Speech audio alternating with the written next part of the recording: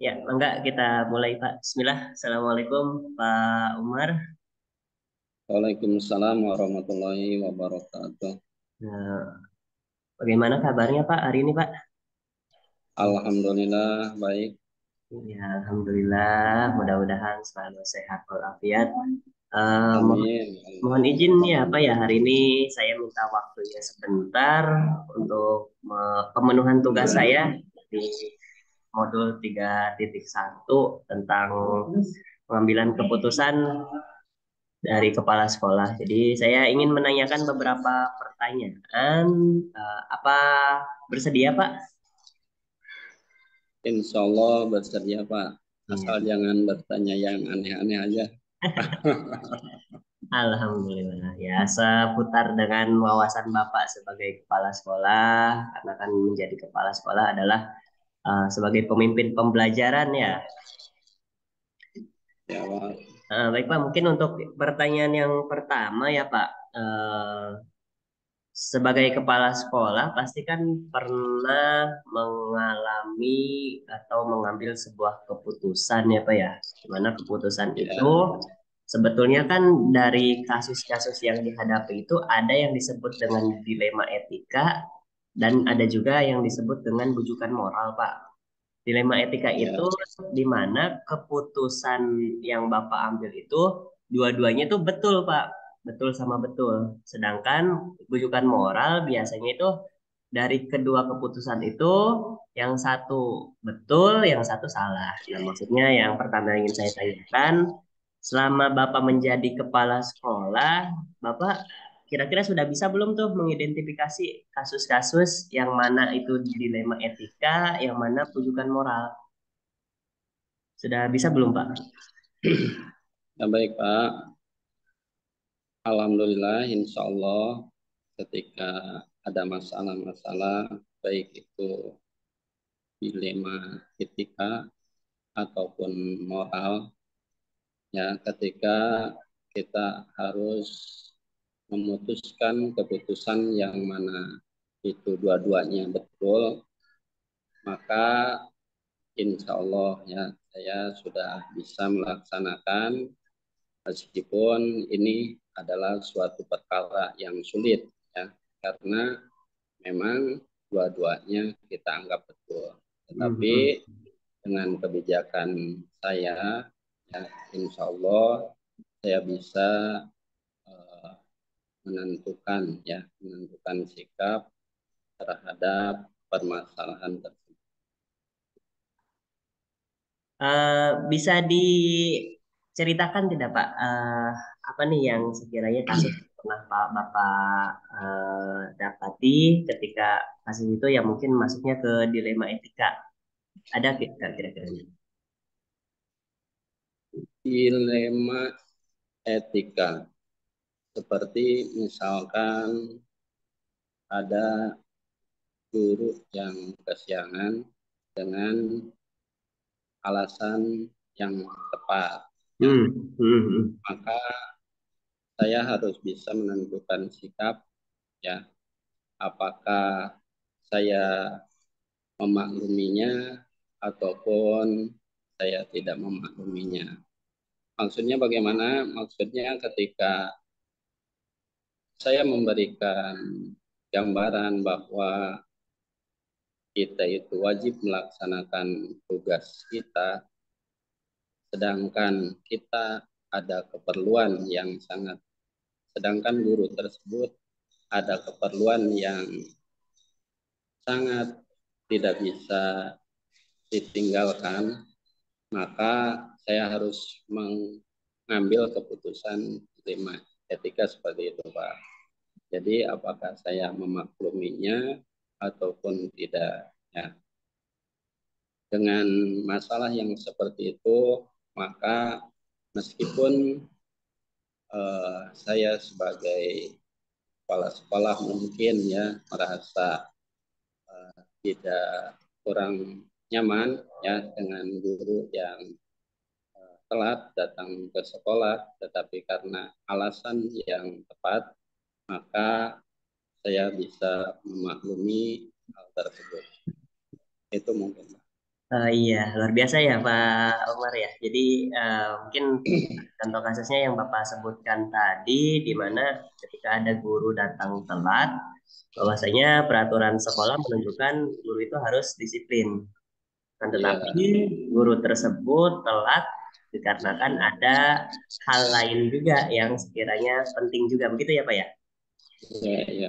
Lalu eh, ketika Bapak mendapatkan kasus tersebut, ya langkah apa nih atau prosedur apa yang biasa Bapak lakukan untuk memutuskan bahwa oh ini sudah betul atau ini kurang baik, gimana tuh Pak? Langkah-langkahnya tuh.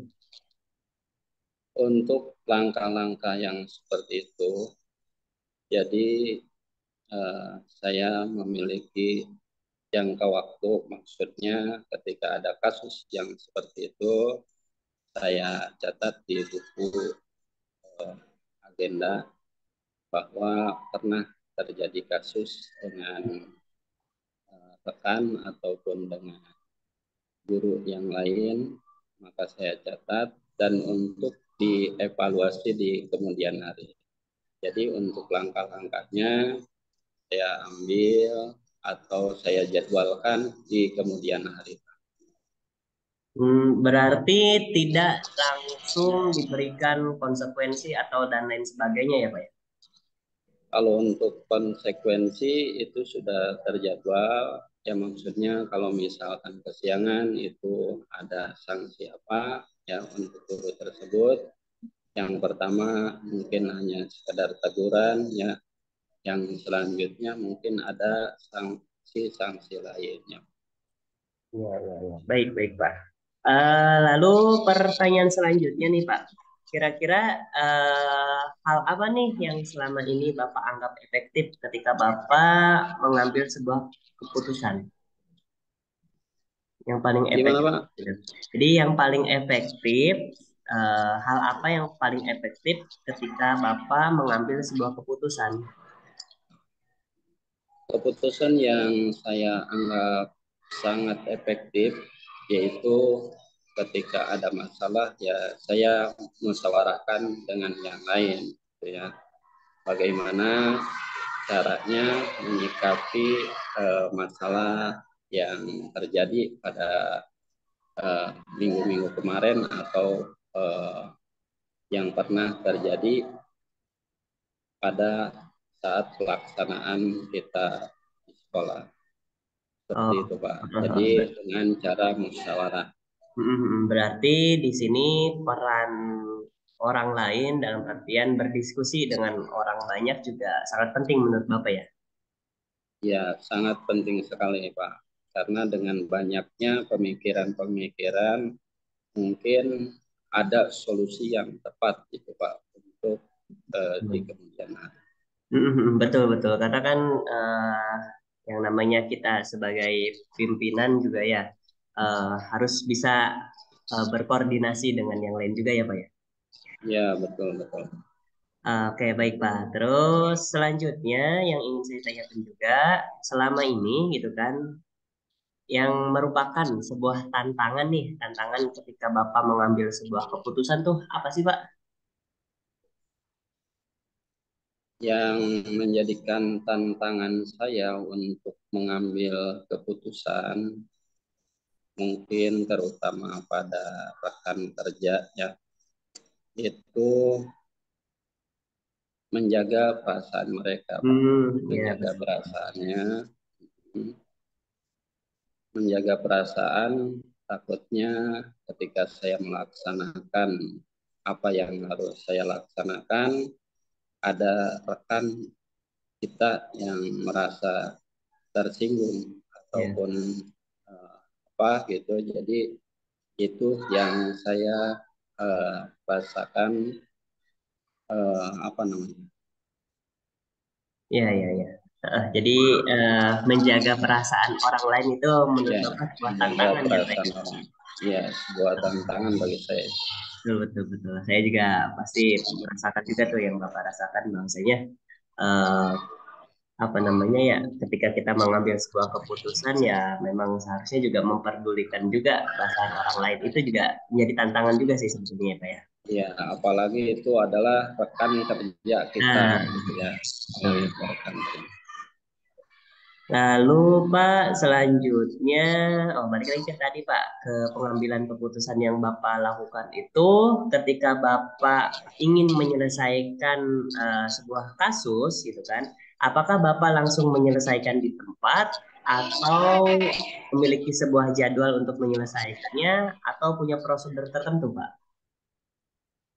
Yaitu tadi yang sudah saya sampaikan bahwa ketika penyelesaian masalah mobil khusus ketika dengan rekan kerja, yaitu kita adakan evaluasi, berarti terjadwal Pak. Ya, berarti Hmm, terjadwal ketika ada masalah itu kita, karena tadi juga saya bilang bahwa secara musyawarah, jadi saya tidak bisa menyelesaikan eh, pada saat itu, jadi terjadwal. baik, baik Pak. Jadi intinya ketika mendapatkan sebuah masalah, eh, kebijaksanaan Bapak itu tidak langsung menyelesaikan di tempat ya Pak ya, akan tetapi Iya, iya, membuat sebuah jadwal terkait evaluasi dan berkoordinasi dulu dengan pihak lain gitu ya Pak ya. iya begitu Pak. Lalu selanjutnya Pak, kira-kira ada nggak nih seseorang atau faktor yang selama ini mempermudah Bapak mengambil keputusan Pak? Alhamdulillah untuk saat ini ada ya, yaitu ketua yayasan yang setiap hari memantau ke sekolah kami. Jadi kebijakan-kebijakan saya alhamdulillah didukung oleh beliau. Jadi itu adalah yang mempermudah kami untuk menyelesaikan masalah seperti itu Pak. Karena ada dukungannya dari ketua yayasan. Iya, Seperti baik. itu. Berarti di balik keputusan Bapak juga ada orang yang berpengaruh ya, Pak ya. Disebutkan bahwa Iya, yayasan ya, Pak ya. iya, iya. Iya, betul betul baik, Pak. Lalu selanjutnya nih, Pak. Tadi kembali lagi ke pertanyaan yang atas, Pak. Ya, ketika Bapak mengambil Iya, sebuah keputusan nih, di mana eh, dua-duanya itu sama-sama benar, Pak. Ya kan? Lalu iya. gimana nih langkahnya nih untuk Bapak menentukan hal tersebut mana yang lebih baik atau yang lebih benar? Yaitu ketika mengambil keputusan yang dua-duanya benar, mungkin saya mengambil keputusan yang menurut saya mungkin meskipun benar dua-duanya ya, Hmm? tapi ada mungkin yang lebih benar menurut Oh, saya, gitu ya. nah, Jadi saya pilih yang lebih benar. iya, berarti terkait juga diobrolkan lagi dengan beberapa rekan kerja yang lain, ya, Pak ya, di prosedur yang tadi Bapak Iya, iya, sebutkan juga ya. iya, iya. Baik, Komar. Kita ke pertanyaan terakhir nih, Pak. Iya, iya, silakan Ah, Pak. pertanyaan terakhir, Pak nih, dari yang telah Bapak sampaikan, kira-kira berdasarkan pengalaman Bapak nih, ya pengalaman Bapak mengambil keputusan ini, apa nih yang bisa diambil pelajaran dari obrolan kita hari ini nih, Pak? Obrolan kita hari ini, maksudnya yang bisa saya ambil pada obrolan hari ini ya, berarti saya harus lebih eh, bersikap bijak lagi ya, dan juga harus lebih teliti lagi, harus lebih waspada lagi terhadap apa-apa yang terjadi atau kasus-kasus yang terjadi terutama di lembaga saya ya. Jadi untuk obrolan hari ini ya, eh, saya harus lebih berhati-hati mungkin menghadapi permasalahan-permasalahan yang ada. Iya, baik Pak Umar.